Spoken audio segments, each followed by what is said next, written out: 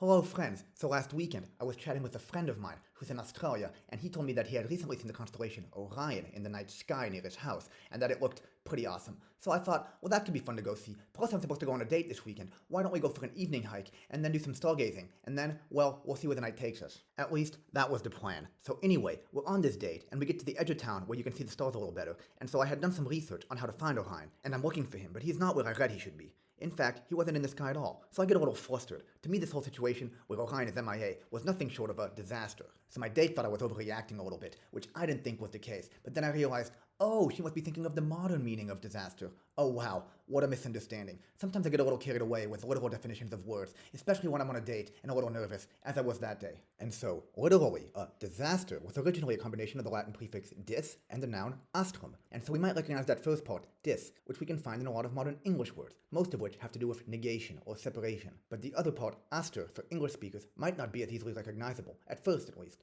But once we realize that it's related to astronomy, the study of celestial bodies, or stars, then the meaning of that word hopefully becomes a little clearer.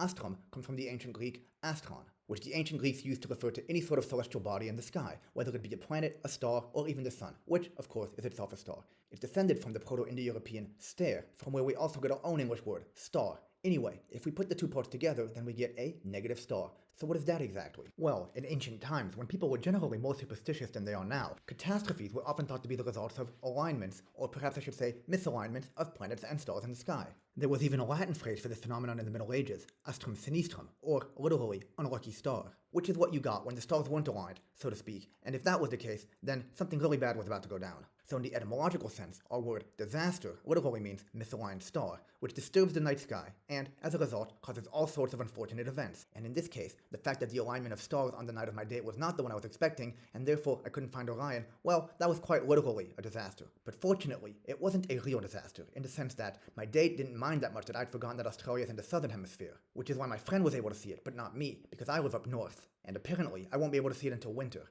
Oops. Well, it turns out, not only was she not disappointed by my lack of seasonal and geographical awareness, but to my very pleasant surprise, I learned that she also dabbles a little bit in etymology. Ooh la la. Well, it looks like we're a great match, and we have a second date planned for this evening, where we'll be able to spend some more quality time together, sharing origin stories of our favorite words. It seems that, despite the disaster in the sky that night, my first date wasn't so disastrous after all. Thanks for watching.